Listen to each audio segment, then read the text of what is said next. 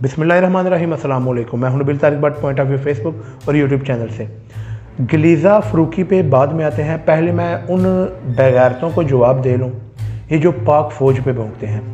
पाक फ़ौज पर भौंकने वालों, क्या तुम्हें ये पता है कि अगर पाक फ़ौज हमारे पास ना होती तो क्या होता?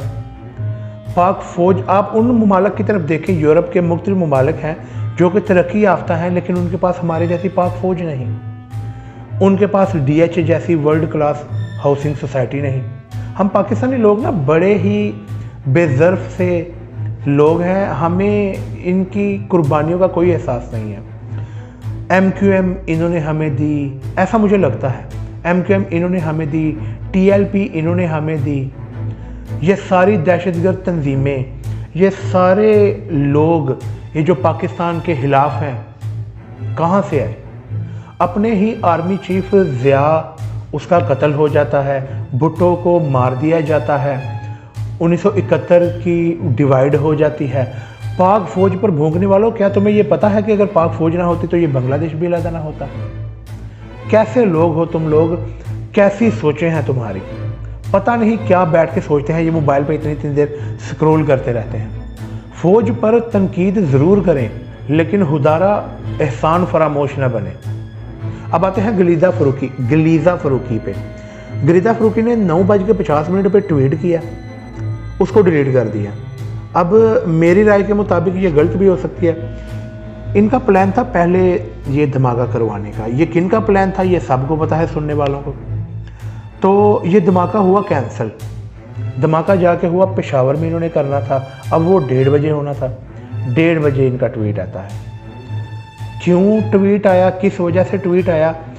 ये कुछ अरसा पहले हमारे बड़े बेहतरीन आर्मी चीफ, ये ISI के चीफ और DG ISPR, इनकी एक ट्वीट, इन्होंने प्रेस कॉन्फ्रेंस की कि हमारी इजाज़त के बगैर पाकिस्तान में कोई चिड़िया भी पर नहीं मार सकती।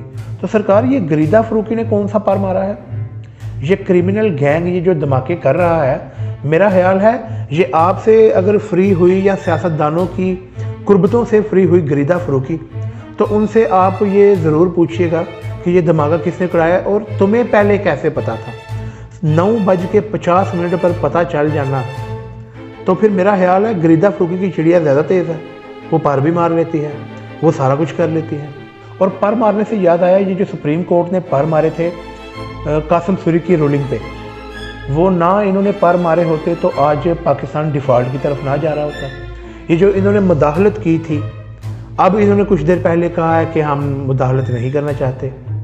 सरकार, आपका जब दिल करता है आप मुदाखलत करते हैं पाकिस्तान के आइन में, और पाकिस्तान के आइन शिकनों को आप कहते भी कुछ नहीं है। ये जो डॉक्टर यास्मीन राशिद ने समात इन्होंने दायर की हुई थी दरख्वास्त कि ये जो इमरान खान पर हमला हुआ उसकी JIT तब्दील की गई, लेकिन ये जो जस्टिस साहब हैं अली बाकर नजफ़ी, ये बीमार हो चुके हैं। इन्होंने ये लाहौर में समात होनी थी, ये आज समात नहीं हो पाई। तो ये जब इनका दिल करता है ये पर मारते हैं, जब ये दिल करता है ये उड़ जाते हैं। आइन शिकनी पे एक और बड़ा ज़रब लगाई गई है इलेक्शन कमिश्नर की जानिब से। ये आपके सामने तस्वीर भी चल रही होगी। ये MNAs की, जो PTI के MNAs के इस्तीफे आए थे 11 अप्रैल 2022 को ही मंजूर हो चुके थे।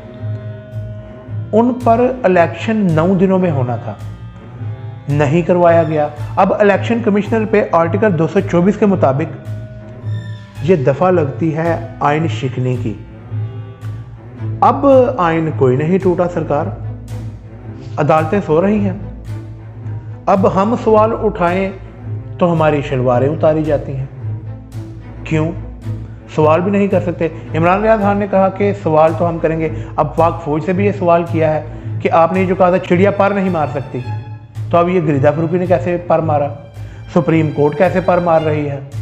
अपने मर्ज़ी के फैसले जैसे मर्ज़ी, जब मर्ज़ी, जिसका दिल करता है दे देते हैं। ये फवाद चौधरी पे आज ये जो समात हुई है, इन्होंने जुडिशल रिमांड तो है नहीं, इनको जेल भेज दिया है।